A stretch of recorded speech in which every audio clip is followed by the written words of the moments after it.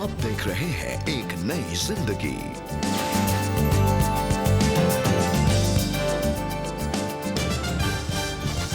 नमस्कार दोस्तों, welcome to एक नई जिंदगी। गुड मॉर्निंग दोस्तों, आपका बहुत बहुत स्वागत है एक नई जिंदगी प्रोग्राम में। और ब्रेक थ्रू सीरीज में दोस्तों आज हम बात कर रहे हैं प्रार्थना के बारे में, और उस प्रार्थना के बारे में जो हम लगातार करते रहते हैं, क्योंकि अक्सर हम हार मान लेते हैं और हम प्रार्थना करना छोड़ देते हैं। लेकिन आज हम बात करेंगे परसिस्टेंट प्रेयर के बारे में, यानी कि हम प्रार्थना करना ना छोड़ें, प्रार्थना करते रहें, क्योंकि परमेश्वर हमारी प्रार्थनाएं सुनता है और वो हमारे जीवन में ब्रेक थ्रू लेकर आएगा। जी हाँ, बिल्कुल। किसी ने कहा है कि हमारी सफलता की जो चाबी है, कुंजी है, वो लगातार प्रार्थना है।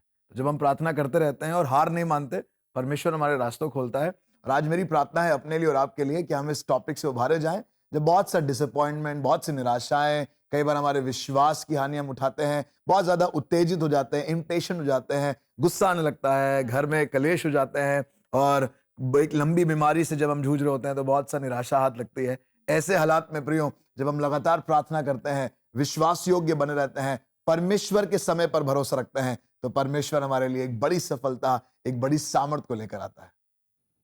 जी हाँ दोस्तों, हम प्रार्थना करने में विश्वास योग्य बने रहें।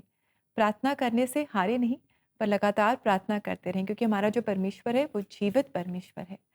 दोस्तों आज की सुबह हम आपके लिए एक ऐसी कहानी लेकर आए हैं जहाँ एक इंसान कर्जों, तनाव और निराशा के बोझ तले दब चुका था।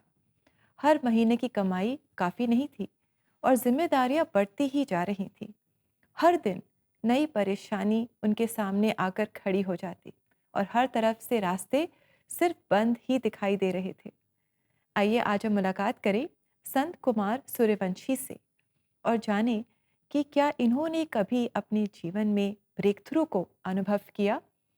हम आशा करते हैं कि इनकी कहानी आपको बहुत इंकरेज करेगी। तो आइए हम इनसे मुलाकात करें। जब संत कुमार सूर्यवंशी की साधारण तनख्वाह घर चलाने के लिए काफी नहीं रही, तब उनकी जिंदगी एक संघर्ष बन गई। यहाँ का घर का रेंट देना प्लस बोलना चाहिए माता पिता की दवा का करना, वहाँ का पूरा करना मुश्किल हो जाता था। तो इस प्रकार मैं बोलना चाहिए जॉब तो कर रहा था परंतु संतुष्ट नहीं था। करते करते एक्चुअल में ऐसा हुआ कि कुछ समय बाद जब आमदनी अठन्नी हो और खर्चा रुपया हो तो स्वाभाविक बात है कि कर्ज में इंसान चला जाता है। अपने खर्चों को पूरा करने के लिए संत कुमार ने लोगों से उधार लिया, जिससे वे भारी कर्ज के बोझ तले दब गए। 2004 से 5 के बीच में जो कर्जे हो गए, कर्ज काफ़ी ज़्यादा हो गए और इवन ऐसा हुआ कि मुझे गलत तरीके से बोलना चाहिए पैसा का बोलना चाहिए करना पड़ा। जैसे मान चलो मैं पैसा लेके आ जाता था पर बोलना चाहिए घर में पैसा लगा देता था, मैं सेठ को पैसा नहीं दे पाता था, मैं सब वसूली का काम होता था। तो इस प्रकार से काफ़ी पैसा मेरे ऊपर चढ़ते गया। जब जिन लोगों से उन्होंने पैसे लिए थे उन्होंने उन्हें बेइज्जती और परेशान करना शुरू कर दिया, तब बातें और भी अंधेरी हो गई। जब मैं सर्वाइव कर रहा था तो कर्ज काफ़ी हो गए थे। जो ऑनर था बोलना चाहिए उसका कर्जा मेरे ऊपर काफ़ी हो गया था, तो वो मुझे प्रताड़ित करने लगा था। और वो प्रताड़ित जब करता है तो बोलना चाहिए कर्ज वाले घर में आना तो आसपास के लोग देखना और ये सब चीज़ों को बोलना चाहिए पत्नी भी अपने ऊपर ब्लेम करना, क्योंकि पत्नी उन परिस्थितियों को नहीं जानती थी कि मैं किन परिस्थितियों से गुजर रहा हूँ, मेरी आय कितनी है। उनको तो बोलना चाहिए घर में पूरा नहीं होता तो वो उनका भी सही वो बोलती थी।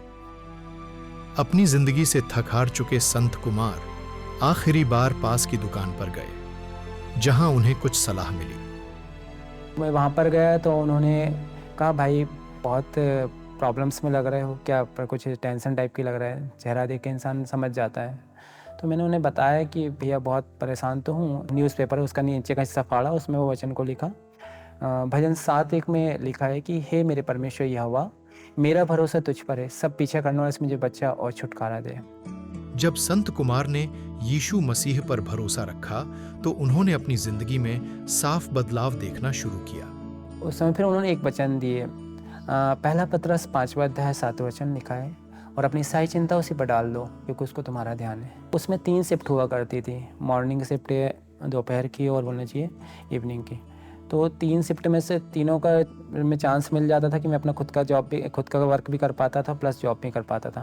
तो आय के साधन बढ़ गए। तो इसके बाद धीरे धीरे मैंने उनका कर्जा चुकाना चालू कर दिया। फिर धीरे धीरे परिस्थितियाँ बदलती गई।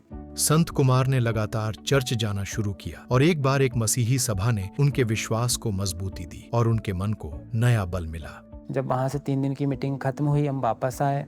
फिर मैं गीतों को सीखने लगा, गीत गाने लगा, आराधना करना चालू किया, आराधना करना, फिर वचन पे और यानी फोकस करना चालू किया, फिर परमेश्वर के साथ संगति में बढ़ाया। आज संत कुमार परमेश्वर के मार्गदर्शन में हर दिन चलते हैं। अपनी बदली हुई जिंदगी के लिए वे यीशु को सारी महिमा देते हैं। मैं जो मानता हूँ कि परमेश्वर से मेरा रिश्ता एक पिता और बेटे के समान है। जो हर एक बातें मैं किसी से नहीं बोलता, मैं किसी को बताना नहीं चाहता। मैं जब प्रे करने बैठता हूँ तो खुल के उन बातों को उनके सामने रखता हूँ और परमेश्वर बाकायदा उसका उत्तर देता है मुझे। अगर मेरे जीवन से कुछ बुरा होता है तो वो फट में बताता है कि ये गलत है, तो मैं उसे रिमाइंड करके उसका अंगीकार करता हूँ और मैं उस गलती को सुधारने की कोशिश करता हूँ। मैं प्रभु यीशु मसीह को धन्यवाद देना चाहूँगा कि परमेश्वर ने सचमुच में मेरे अद्भुत रीति से मेरे जीवन को बचाया और आज मैं परमेश्वर के साथ मेरा बहुत अच्छा रिश्ता है। परमेश्वर मुझे निरंतर संभाल के चलता है और अपनी उपस्थिति में लेके चलता है। दोस्तों, संत कुमार जी के जीवन में हमने प्रार्थना और वचन के सामर्थ्य के बारे में जाना और उनके जीवन से हमने देखा कि कैसे जब उन्होंने प्रार्थना की और वचन बोल बोलकर जब उन्होंने प्रार्थना की तो उन्होंने अपने जीवन के बंद दरवाजों को खुलते हुए देखा। दोस्तों, जरूरी है कि मैं और आप प्रार्थना को मौका दें, मैं और आप उन बातों को करते रहें जो कई बार हमें लगता है कि इससे कोई रास्ता नहीं निकल रहा है, पर परमेश्वर प्रार्थनाओं का सुनने वाला है। और जैसा इन्होंने कहा, मेरा भरोसा परमेश्वर पर था। मैं प्रभु को धन्यवाद देता हूं उस भरोसे के लिए और आपको भी उभारना चाहता हूं कि हम सब अपने भरोसे को परमेश्वर पर बढ़ाते जाएं।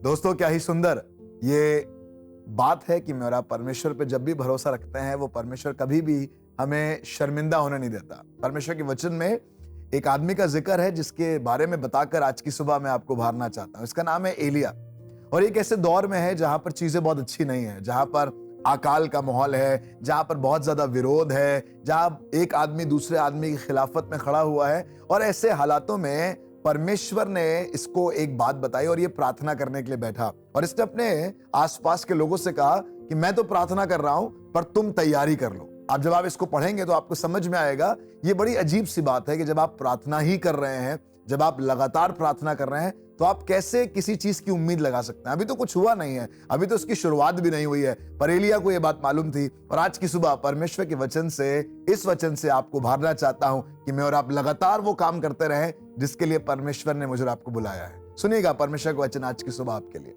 पहला राजा उसका 18 अध्याय और उसके 44 पद में लिखा है, 7वीं बार उसने कहा, देख, समुद्र में से मनुष्य का हाथ सा एक छोटा बादल उठ रहा है। एलिया ने कहा, आहाब के पास जाकर कह, रथ जुतवा कर नीचे जा, कहीं ऐसा ना हो कि तू वर्षा के कारण रुक जाए। दोस्तों, आप ये पूरा हिस्सा आराम से पढ़ सकते हैं, समझ सकते हैं और आपको समझ में आएगा अभी तो वर्षा का या बारिश का या किसी भी तरीके के रिस्पाइट का कोई रास्ता नहीं दिखाई दे रहा है, एक भी बादल नहीं है। पर परमेश्वर के दास ने कहा अपने दास से कि जाकर तैयारी कर लो क्योंकि भारी वर्षा आने वाली है। क्यों? क्योंकि मैं प्रार्थना कर रहा हूं। उसने अपने दास से कहा, जाकर देखो बादल हैं।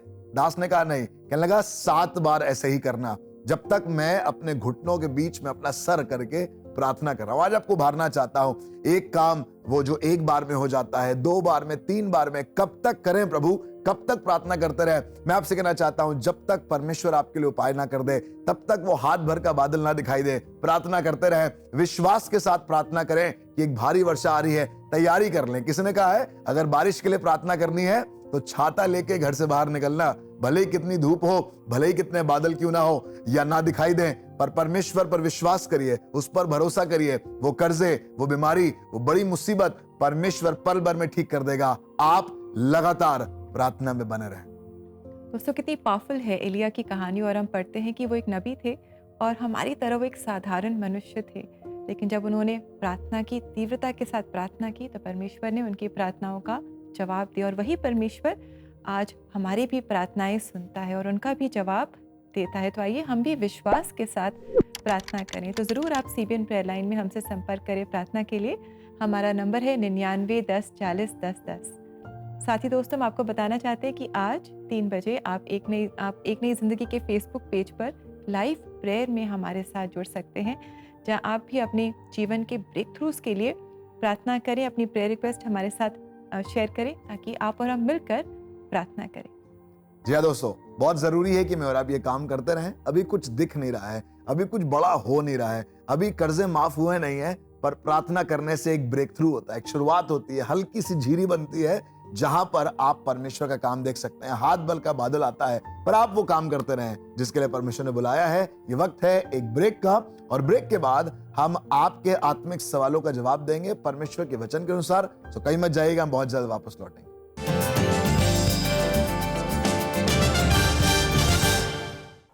दोस्तों, क्या आप बरसों से इस इंतज़ार में हैं कि आपके रिश्तों में विश्वास और प्रेम बढ़े, या आपके हेल्थ में एक सुधार आए, या फिर आपके जॉब और करियर में आपको एक बेहतर अपॉर्चुनिटी मिले, आपके लोन ज़्यादा हो जाएं, या आपके बच्चों की शादी हो जाए?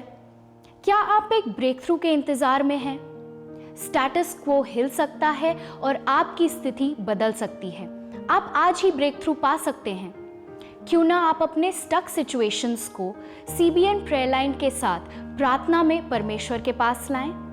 आज ही CBN प्रेयर लाइन नंबर 9910401010 पे कॉल करें या व्हाट्सएप मैसेजेस के द्वारा अपने प्रार्थना निवेदनों को भेजें।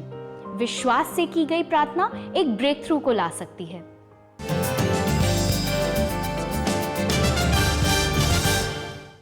वेलकम बैक दोस्तों, आपका फिर से स्वागत है एक नई जिंदगी प्रोग्राम में। और आज ब्रेक थ्रू सीरीज में हम बात कर रहे हैं कि हमें निरंतर प्रार्थना करते रहना है। और वचन ये भी कहता है कि जब एक धर्मी जन प्रार्थना करता है तो उसकी प्रार्थना शक्तिशाली होती है और प्रभावशाली होती है। इसलिए हम प्रार्थना करते रहें। जी हाँ दोस्तों, बहुत जरूरी है, क्योंकि प्रार्थना जब हम करते हैं वहीं से काम शुरू हो जाता है। ब्रेक थ्रू शुरू हो गया है, पर सिर्फ उसके बाद बने रहें, प्रार्थना करते रहें और धन्यवाद करते रहें ताकि परमेश्वर उस काम को पूरा करे। जी बिल्कुल, जैसे पास्टर जॉय ने कहा, हम बने रहें, हम हार न माने, पीछे न हटे, पर प्रार्थना में हम बने रहें। और दोस्तों, आज मंगलवार है और आज हम आपके आत्मिक और जीवन से रिलेटेड सवालों के जवाब देते हैं। तो समय है कोई शक का।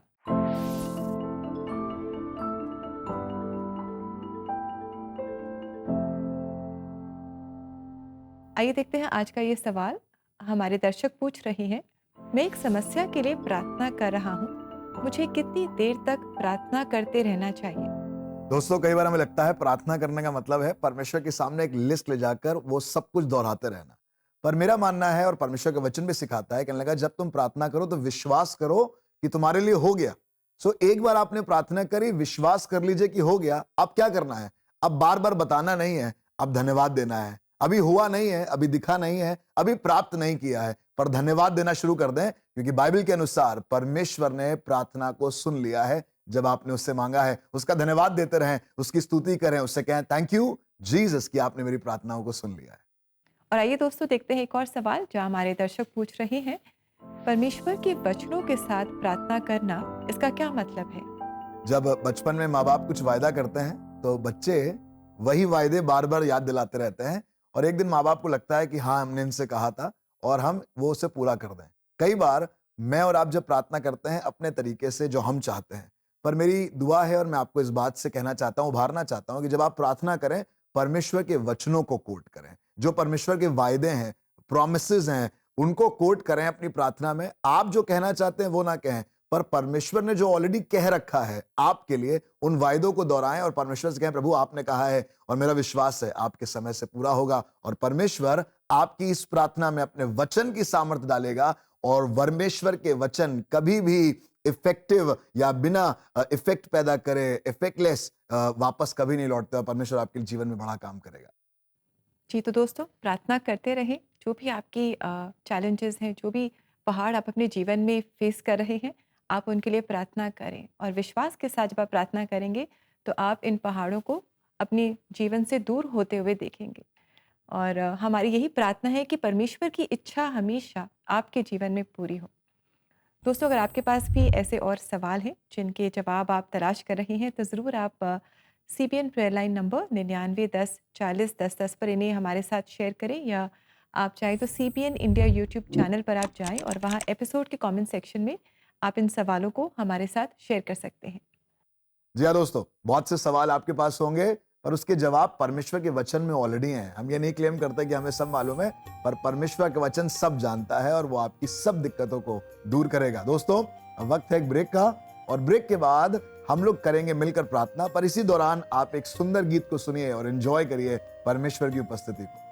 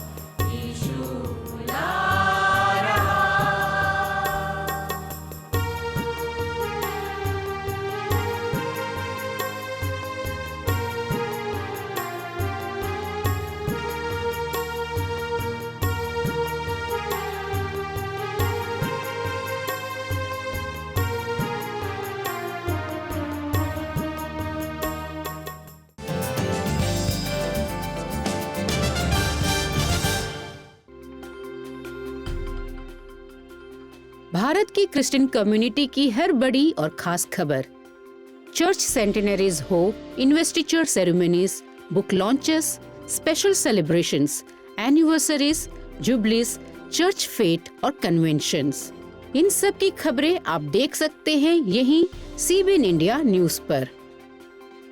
और हम आपको मौका देते हैं कि आप अपने चर्च इवेंट्स को डॉक्यूमेंट करें, अपनी मिनिस्ट्री को हाईलाइट करें और क्रिश्चियन कम्युनिटी के साथ अपना अनुभव शेयर करें। अपनी चर्च न्यूज और इवेंट डिटेल्स शेयर करने के लिए हमें ईमेल करें connect@cbnindia.org या व्हाट्सएप करें 9910401010 पर।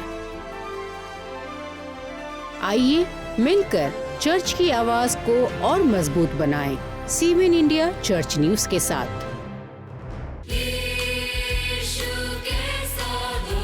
नेशनल टीवी के माध्यम से हर घर तक चर्च क्वायर्स के पाक गीत पहुंचाने के लिए एक नई जिंदगी परिवार का हिस्सा बनिए।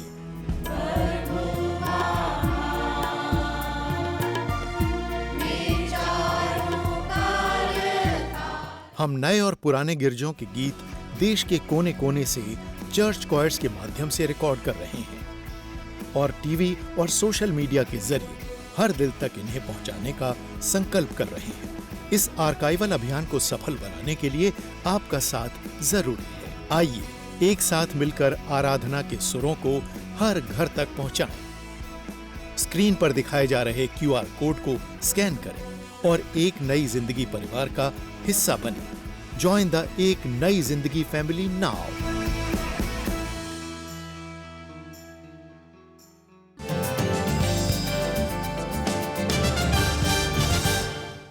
वेलकम बैक दोस्तों, आपका फिर से स्वागत है एक नई ज़िंदगी प्रोग्राम में। और आज हम बहुत कुछ सीख रहे हैं, खास करके प्रार्थना के बारे में कि हमें निरंतर प्रार्थना करना है। प्रार्थना करने में हमें हार नहीं माननी है, पीछे नहीं हटना है। अक्सर हम डिस्करेज हो जाते हैं जब हम अपनी प्रार्थनाओं का जवाब अपने अनुसार नहीं पाते, लेकिन हम जानें कि परमेश्वर कार्य कर रहा है। और हमेशा जब हम प्रार्थना करें, परमेश्वर से मांगें कि हमारी इच्छा नहीं पर तेरी इच्छा हमारे जीवन में पूरी हो। जी हाँ दोस्तों, बहुत जरूरी है कि मेरा प्रार्थना करें। बाइबल बताती है डैनियल के बारे में कि जब उसने प्रार्थना करनी शुरू करी, उसी समय एक स्वर्गदूत निकला और 21 दिन लगे उसकी प्रार्थनाओं को पूरा होने के लिए, लेकिन शुरुआत ब्रेक थ्रू वहीं से हो गया था जिस दिन से प्रार्थना शुरू हुई। मैं आज आपसे कहना चाहता हूं, मेरे साथ मिलकर प्रार्थना करें, हम सब मिलकर प्रार्थना करें और उसकी शुरुआत, उस बड़े आश्चर्य कर्म की शुरुआत, ब्रेक थ्रू की शुरुआत आज से होगी। Let's pray. हमारे जीवित महान दयालु परमेश्वर पिता, धन्यवाद देते हैं एक बार फिर से अपने आप को बड़ी नम्रता और दीनता के साथ आपके सामने लेकर आते हैं। प्रभु, अपने प्रियजनों को आपके सामने लेकर आते हैं। प्रभु, बहुत सी कठिनाइयां, बहुत से बेचैन करने वाले हालात हमारे आसपास होते हैं जो हमारे मन को, हमारी आत्मा को, हमारे दिल, हमारे दिमाग को बेचैन करते हैं, परेशान करते हैं। और बहुत सी ऐसी चीजें हैं जिसके लिए हम बराबर बरसों से प्रार्थना करते आए हैं प्रभु, पर आज तक हमें लगा नहीं कि वो पूरी हुई है। पर आज एक बार फिर से, क्योंकि हमने आपके वचन में सीखा है, हम अपने हाथों को उठाकर आपका धन्यवाद देते हैं प्रभु, क्योंकि हमने मांगा है और आपने हमारे लिए पूरा कर दिया है। इसके लिए आपका धन्यवाद प्रभु। वो कब प्रगट में आएगा, कब हम उसे सामने देखेंगे, कब वो ब्रेक थ्रू, कब वो सफलता हमारी आंखों के सामने आएगी, ये हमारे हाथ में नहीं है प्रभु। समयों और कालों के बारे में जानना हमारे हाथ में नहीं है, पर जो हमारे हाथ में हम उसे करते हैं। एक बार फिर आज प्रार्थना के माध्यम से हम आपका धन्यवाद देते हैं, अपने प्रियों के लिए, उनके परिवार के लिए, उनके घर के बच्चों के लिए, बुजुर्गों के लिए प्रभु, उनके व्यवसाय के लिए, उनकी जॉब्स के लिए, रिश्तों के लिए हम आपका धन्यवाद देते हैं प्रभु, क्योंकि बराबर धन्यवाद देना, बराबर प्रार्थना करना हमने इस बात को सीखा है। और हम विश्वास करते हैं प्रभु, सब प्रार्थनाएं जो आज तक करी गई हैं, आप उसे हाँ और आमीन के साथ पूरा करेंगे प्रभु। आज जो विषय है, जो प्रभु बेचैनियां हैं, जो प्रार्थना के निवेदन है जो आज हमारे प्रिय लेकर आए हैं प्रभु, उनको आपके सामने उठाते हैं और विश्वास से कहते हैं, जब आपने मनों को जाना है कि क्या प्रार्थनाएं हैं, आपने उसे पूरा भी किया है। अपनी मर्जी में होकर, अपने समय से प्रभु, अपनी ही महिमा के लिए आप इन सब प्रार्थनाओं का जवाब देंगे, ऐसा हमारा विश्वास है प्रभु। धन्यवाद के साथ इस विश्वास की प्रार्थना को प्रभु यीशु मसीह के नाम से मांगते हैं, धन्यवाद देते हैं, क्योंकि आप प्रार्थनाओं के सुनने वाले परमेश्वर हैं। यीशु मसीह के नाम से मांगते हैं, आमीन आमीन। प्रियो, विश्वास करिए कि एक ब्रेक थ्रू की शुरुआत आज और अभी इसी वक्त से हो चुकी है और परमेश्वर आने वाले दिनों में बड़ा काम करेगा जो प्रकट होगा और आप देख पाएंगे। जी हाँ दोस्तों, और प्रार्थना के बारे में वचन आज हमें क्या बता रहा है, आइए देखें। मैं तुम्हें सत्य बताता हूँ कि जो कुछ तुम धरती पर बांधोगे, स्वर्ग में प्रभु के द्वारा बांधा जाएगा, और जिस किसी को तुम धरती पर छोड़ोगे, स्वर्ग में परमेश्वर के द्वारा छोड़ दिया जाएगा। मत्ती 18 का 18 वचन। दोस्तों, इतनी सामर्थी बात आप कहीं और नहीं सीख पाएंगे परमेश्वर के वचन के अलावा। जो आप धरती पे बांधेंगे, थोड़ी देर इमेजिन करिए कि वो स्वर्ग में बंध जाता है, और जो आप धरती पर खोलेंगे वो स्वर्ग में खुल जाता है। ये प्रार्थना की सामर्थ है, और इसको आप हल्का मत जानिएगा, क्योंकि परमेश्वर काम करता है और वो उसी समय काम करता है जब उसकी मर्जी होती है। प्रार्थना करते रहिए, बहुत कुछ बांधते रहिए, बहुत कुछ खोलते रहिए। आने वाले वक्त में सब सफाई से दिखाई देगा, प्रगट में आएगा। जी हाँ दोस्तों, हम प्रार्थना करते रहें। और अब समय है कि हम सुनेंगे एक बहुत ही सुंदर गीत, यीशु सलीब पर मुआ। और ये आज हमारे लिए गा रही है Saint Peter's church, Lucknow, Uttar Pradesh की क्वायर। और आपके लिए लेकर आए हैं एक नई जिंदगी प्रोड्यूसर रॉकी जॉन पीटर।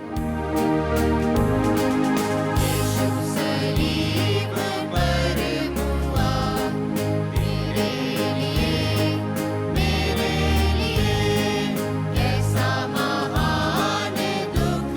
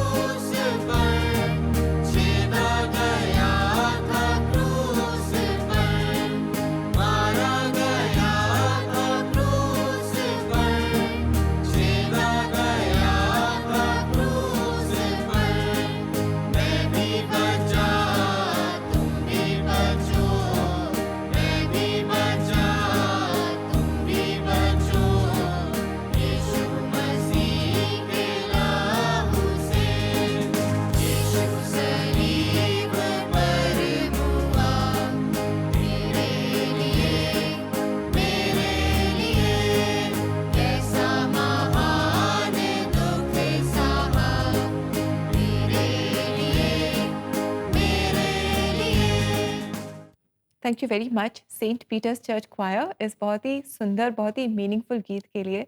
आपने हमें याद दिलाया कि हमारा प्रभु यीशु मसीह हमारे लिए, हमारे पापों के लिए, हमारे गुनाहों के लिए सलीब पर कुर्बान हो गया और उसमें हम एक नया जीवन पाते हैं। जी हाँ दोस्तों, और ये कुर्बानी हमारे लिए बहुत ज़रूरी है, क्योंकि उसी के द्वारा हम परमेश्वर पिता तक पहुँचे हैं। जी। हम इस लायक तो नहीं थे और न कभी हो पाएंगे कि अपने कामों से, अपने धर्म के कामों से, अच्छे कामों से पहुँच पाएं, जी। पर यीशु मसीह का बलिदान मुझे और आपको उस परमेश्वर पिता के नज़दीक ले जाता है। Thank you very much क्वायर।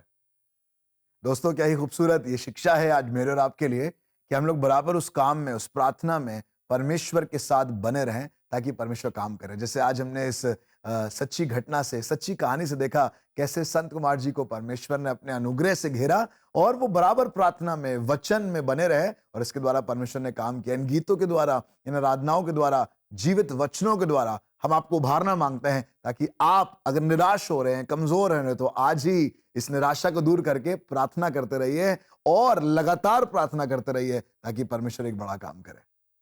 जी, बिल्कुल दोस्तों, आज हमने जाना है कि कैसे जब हम निरंतर प्रार्थना करते रहते हैं, विश्वास के साथ प्रार्थना करते हैं और जब हम हार नहीं मानते, पीछे नहीं मुड़ते, लेकिन परमेश्वर पर भरोसा रख के प्रार्थना लगातार करते रहते हैं, तब हम अपने जीवन में ब्रेक थ्रू को अनुभव करते हैं। और दोस्तों, आज आप लाइव प्रेयर में हमारे साथ जुड़ सकते हैं। एक नई ज़िंदगी फेसबुक पेज पर दोपहर 3 बजे। हमें इंतज़ार रहेगा आपकी प्रेयर रिक्वेस्ट का, ताकि आप और हम मिलकर प्रार्थना करें और परमेश्वर के सामर्थ को अपने जीवन में हम अनुभव करें। जी हाँ दोस्तों, बहुत सुंदर ये समय होता है जब हम आपके साथ इन पलों को बिताते हैं और एक साथ मिलकर सीख पाते हैं। ब्रेक थ्रू इस टॉपिक पर हम ऐसे ही आगे बढ़ते रहेंगे और मेरी आशा है, ये मेरा विश्वास है कि आप इस प्रोग्राम के माध्यम से बरकत पा रहे होंगे। दोस्तों, इसी के साथ it's time for us to say goodbye to you. कल आपसे हम फिर मुलाकात करेंगे, कल है बुधवार, तो आप और हम मिलकर एक नई जगह की सैर करेंगे और एक खास रीजनल फोकस एपिसोड हम आपके लिए लेकर आएंगे। Until then, have a lovely, blessed day. God bless you, friends. God bless you दोस्तों।